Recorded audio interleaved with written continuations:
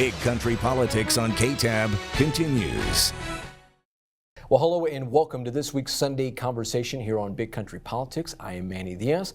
This week we are joined by Place 4 Abilene City Council elect, or no more elect, he is now being sworn in as the new City Council member, Mr. Brian Yates. Brian, thank you so much for taking time out for us. Thank you, Manny. I appreciate the opportunity. Yes, well, it's, like I've told Weldon last week, it's felt like ages that you guys have just been on the campaign trail.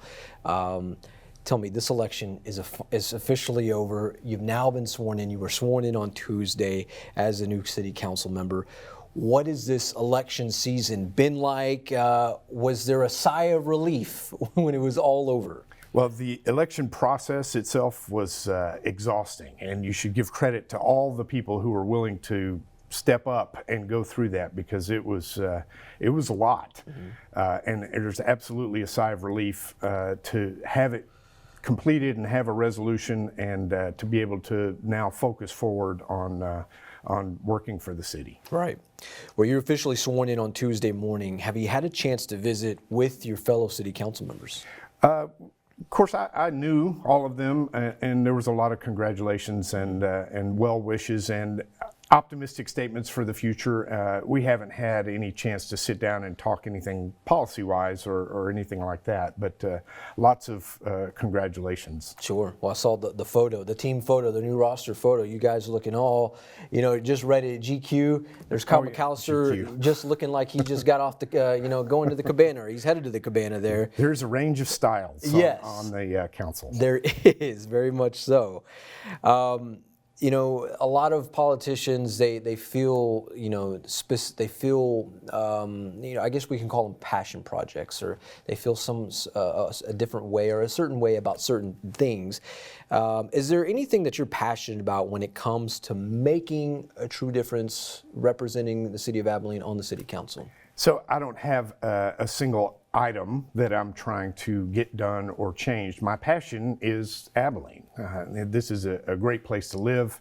The things that I ran on, which is infrastructure, first responders, the relationship with Dias, I think those are priorities. These are essential functions of our city government, and those things, I will spend a lot of time making sure that we do those things right. Which doesn't mean we're not doing them right now, but we have to make sure that continues. How much have you heard from constituents, about the streets? Because I imagine is it now just a recording in your head when you hear something about everybody has something to say about the streets, and unfortunately we had allowed this problem to get to the point where there was just not a quick fix to get out of that hole.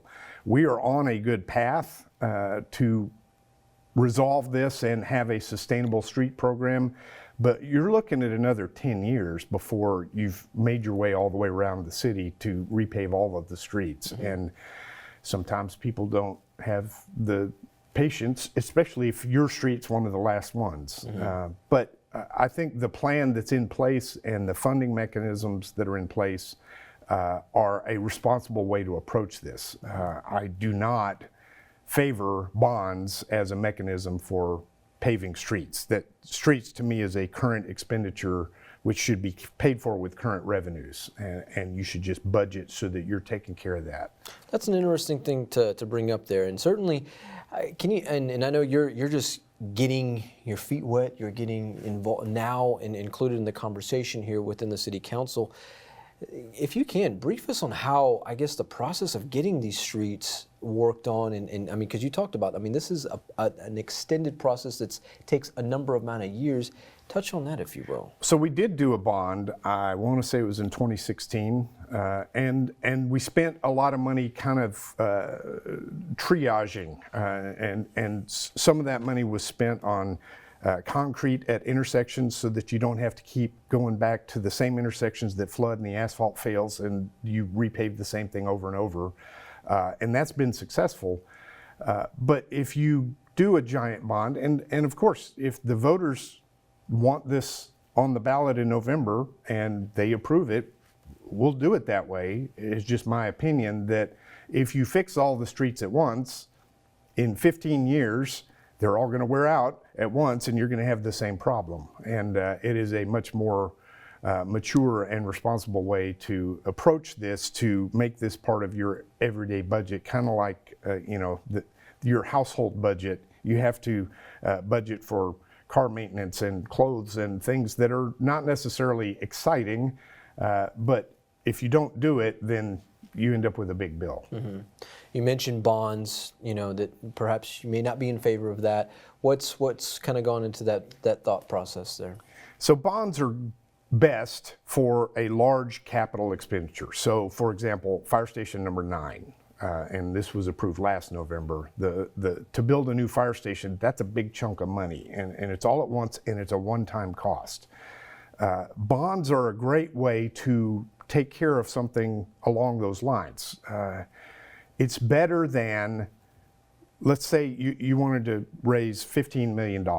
So you're going to collect taxes from everybody for a number of years, and you've got this big pot of money sitting out there not being used because we're saving it for the fire station. But meantime, the costs are going up, the designs are changing, the requirements are changing, and so it's kind of a moving target. And so you end up in 15, maybe 20 years by the time the new costs are appropriate, then you build a fire station. But for that 20 years, you didn't have a fire station.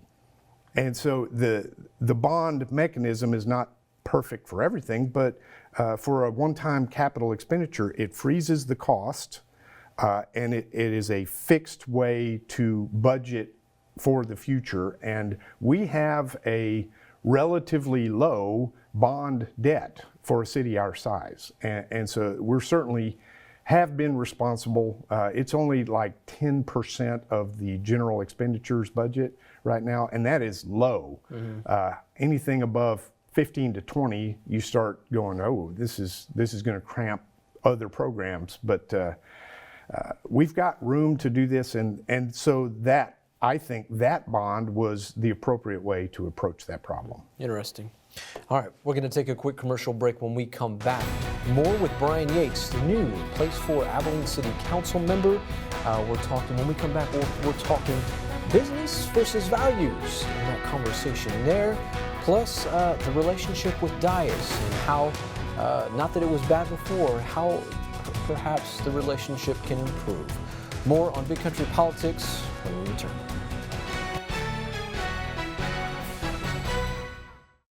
Big Country Politics on KTAB continues. Well, hello and welcome back to Big Country Politics. This is our Sunday conversation. I'm Manny Diaz. This week we are joined by Place 4 City Council member, newly elected Place 4 City Council member, Mr. Brian Yates. Brian, this is a new thing for you, man. I mean, you've first and foremost, congratulations. Thank you very much. I'm very excited to get to work and learn, and then get out and hear what the citizens are interested in. Well, prior to election night, we spoke with Dr. Paul Fabrizio over at McMurray University, professor of political science, and he brought up an interesting, topic. Certainly that surrounded this election, that's perhaps business versus values, because of a lot of the various candidates from all three of these races, had, not that you don't promote values or things like that, but there was, perhaps it was seen a little bit more on their side with surrounding these other candidates there.